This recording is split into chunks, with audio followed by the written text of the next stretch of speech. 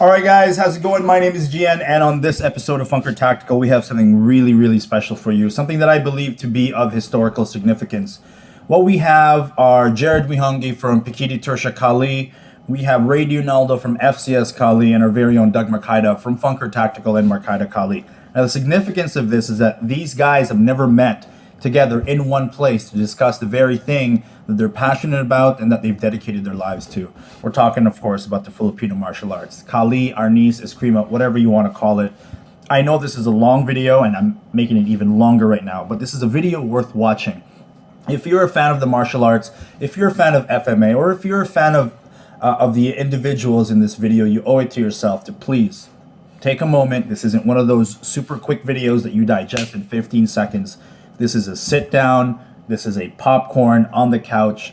I'm going to take my time to listen to a very important message. And without further ado, here it is, guys. Doug Marcaida, Jared Wihongi, and Ray Dionaldo talking about the state of FMA today. Enjoy. What is it about you, or what is it about the Filipino martial arts that these special forces units gravitate to? Last weekend I was with a SWAT team in Seoul, Korea, and they're really looking for Kali instruction, and there's, and like you said, there's a lot of that kind of thing going around the world, and I think a lot of it is because they can see they're looking for something that has application and is relevant. There's not any strict tradition that says we can't teach outside of this box. We can apply things to what they need. They see the realism in the art. They see that it's very combat effective. I mean, the knife aspect of it, not just the application of the knives, but defenses against edge weapons is really a big, I think, attraction to them. But also they can just see that it's we apply it to real world situations. It's not you look at the environment that this art comes from. It comes from a part of the world where people. It's not an art of the past. It's things that people use today, in self-defense situations. And so it's stayed relevant through the years.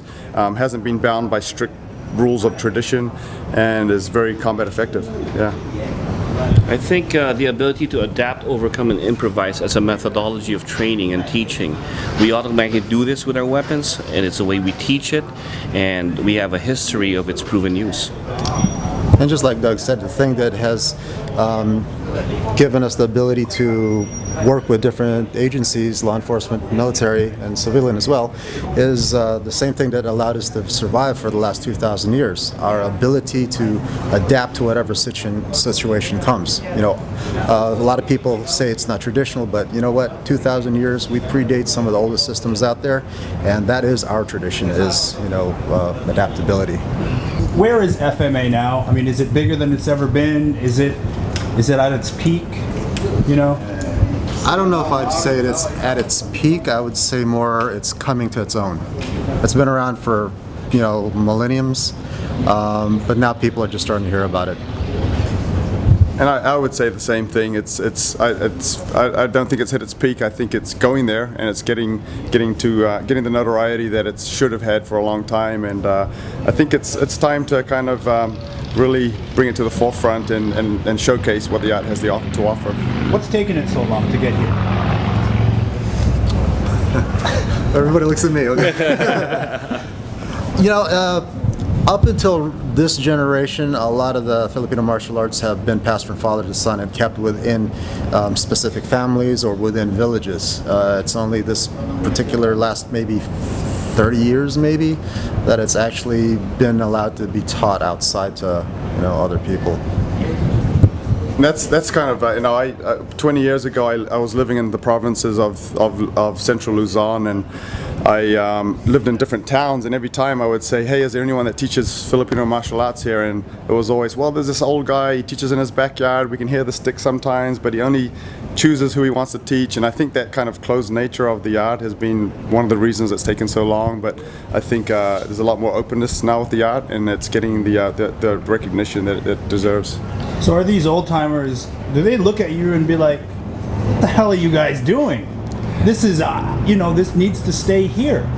Do you get that? I don't think so. Not in today's world where media and the informational highways really expose everything. There are no secrets anymore. You want to watch anything, Google it. You want to look at anything, just YouTube it. And I think that in the old days you may try to hide it, but the world now is so small that we're sharing everything. Everything becomes a hybrid of something. You know, you see a lot of the arts that have people's names on them. So a lot of people are, I think the old timers are very protective of the art, and because they've got a vested interest that comes from their families, but at the same time they're more open to sharing it, and it's getting out there. I've been living in the Philippines for maybe the last 6 months, and training with a lot of the old timers. They're starting to realize that if they don't actually let their art out a little bit, that it's going to die and just disappear. So they're starting to let loose a little bit and allow it to be taught outside of their family. Is there still a lot of divisiveness within the different factions of FMA? I mean, we see that pretty much in every martial art. I imagine it's there too. Definitely, without a doubt. There's always this idea of competition among each other. This is one of the reasons why I'm really excited that I'm here and now with these two gentlemen who I think have the right attitude. And it's a new breed. The new breed meaning these guys on their own are really great practitioners, but they're also positive, charming, great ways of presenting the art. But it's all about, we're not in competition with each other. We appreciate each other for what we are. I mean, that's it. It's such a broad art that I'm never going to be able to do what these guys replace what they do, and at the same time there's things that I teach that people like, and so I think there's so much to the art that there's a lot that different instructors have to offer, and so it's a very broad art with a lot of subsystems and a lot of depth to the arts also, so there's just so much to it. Yeah, we don't just bring the art to the table, we bring our life experience. So everything that we contribute helps to uplift all of us as a whole. Anything to add to that? Yeah, it's just that, the exciting thing that we're trying to bring out also is where Filipino martial arts is today compared to before. We're in the BladeShow. Each and every one have our own booths. They have our own knife designs with the tactical world. We are the most respected, I guess, in the knife world. We're walking over here, it felt like a Filipino martial arts convention, because this is who we are. But to be able to showcase and let them know that we are respected in what we do. We are sought out by many of the special forces and the best military worlds, all over the world. We are sought after by law enforcement because of what we are. At the same time, I think that this is our time to really come out and say, okay, this is what we do. This is who we are, rather than being kept in our backyards. It's the only way to give FMA its true, respect. I mean, it's time for us to to come out to the woodworks and be known. Yeah, and I've been in different capacities attending these, SHOT Show, BladeShow for a good 10 years now almost, and I really enjoy seeing when it comes to weaponry, whether it's batons or knives, that when people are looking for someone to really represent their brand, they look to Filipino martial artists. I mean, you have a hard time finding anything outside of that category to really have any legitimacy when it comes to blade arts. And again, like I've seen the same thing in the tactical baton arts also. The status of FMA in the Philippines isn't where it should be, right? I think it can be better. Yeah, I think it definitely be better. And I think we're getting there. Yeah. Ray's already moving over there. That's one step done, right? Oh, you're moving. Hopefully. Yeah. Well, he's there a lot, at least. Okay. Jared's there all the time. Me, I'm not allowed back into the country, but I will one day ask to be allowed back in. No, I think it can be definitely better. One of the things is, I think that a lot of the things that we need in the Philippines is to have these role models instead of celebrities who just dance or sing or everything else. How about having this gentleman as a role model? I mean, he's definitely got a lot to show. He's a great communicator. He's got skills to implore to our people that are from our ancestry. I mean, he should be a role model back home. He's living there. That's who should be on the billboards. And I think there's, whether people will admit it or not, there's a little bit of a I guess you could call it class system in the Philippines, and a lot of the true masters are provincianos. They're from the areas that are, sometimes people that are from the upper echelon sometimes might look down on that class, and so I think, getting more people in that in the Manila areas and the Makati areas and these areas where people are maybe from, and I had to use the word class. I don't know how to describe it, but role models from their same areas that are, you know, and we have them here. You know, these guys are doing great things. Filipinos that you know that are doing great things to be good role models for the Filipino martial arts. What's the future hold for FMA, guys? I think it's right. I mean, look, I'm with the these limit. guys today. I think we're heading in the right direction, and because I think our passions now brought us here together, and I think there's really a reason why God put us together. I think that what's going to happen is magic soon, and it's happening now. Is that a hint at something? Like, There is going to be a collaboration to bring it to the forefront, at least to be recognized. I want these guys recognized for all the great things they've done. We have to, once you get to be proud of something, you got to know what to be proud of. And I'm excited to watch what these guys are doing. And I'm just happy to be standing next to these guys. These guys are role Exactly. models for me. So you see that energy that we have right now, we got to share that. Yeah. So we got to find a way to actually bring it out to everybody else, so everybody can see what it is we're talking about. We got some cool things we're talking about in the works, and like, you know, like Doug's saying, we need to put this art where it really deserves to be in the worldwide scheme of things in the martial arts world. So yeah, we've got some cool things that we've been discussing. well, I think you guys are doing absolutely amazing things.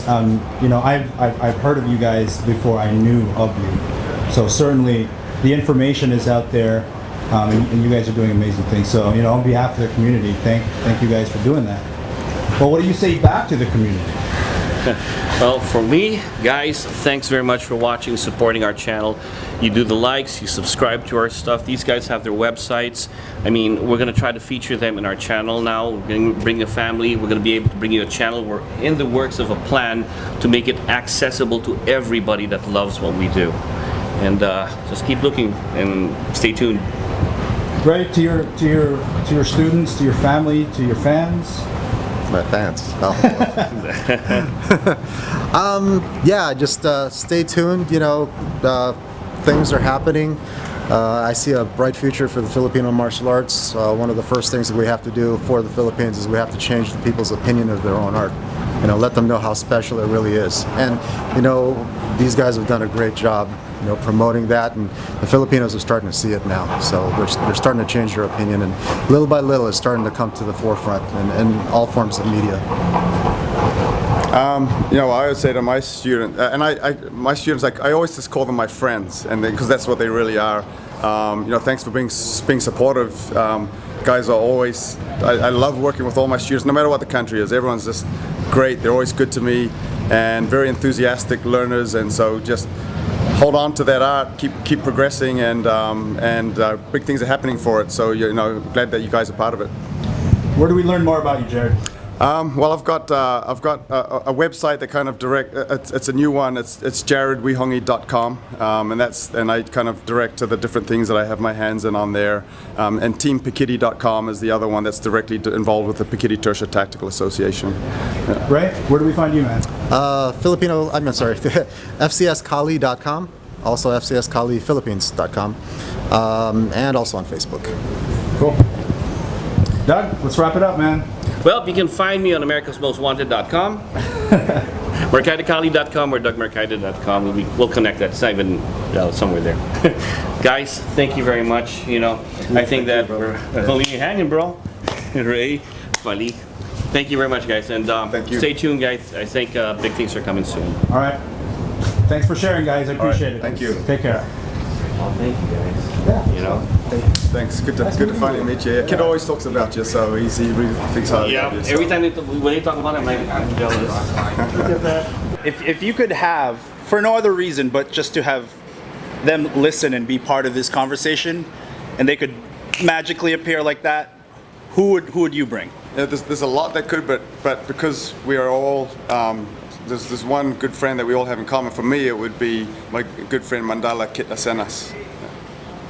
Okay. I'd bring my wife in here because He's trying to make me feel bad now. This guy. I bring a puppy dog. I would. Without her, I couldn't do any of this. Without her, But he's I right. couldn't. He's right. I really That's a good couldn't. man right there. All right. So. Okay, no wives involved now. Okay, no wives involved? Yeah. One of my truest member, Jun Derion. He's been a great influence in my life, both not just in martial but in leading the way. But there's so many. There's the maestro, and a lot of people have been good to me. So it's hard to pick one because you don't want to say, oh, why him and not everybody else. But my teachers have been my life mentors. I wish they were here too to share this. Are we talking living or dead? Take your Good pick. one. I would have to say one of my old instructors, Professor Remy Presas, because without him I wouldn't be here. Yeah, I almost gave it up one time, and he just basically pulled me out of the gutter and told me you got to keep going. So. All right. And I want to add one more thing, since we're giving a homage to our instructors. I wouldn't be anywhere near where I am today with my instructor, Grand Tuhon Leo Gahe. So he's, as far as mentors go, that would be mine. As far as like just the conversation that we're having right now would be my good friend Mandala Kirasena. So. Okay. All right, guys. Oh, yeah, and that's a cool thing. We have a common friend with Kit. We have a common teacher with Kwantuan. Kit's the bridge that ties you three, I guess, we all right? have a close relationship with him, so it's I have to meet this guy. I got to meet him one day. you do. Yeah. He's a good guy. All right, guys, thank you for sharing again. All right, I'll leave you two guys to it. Thank you, guys. Thank you.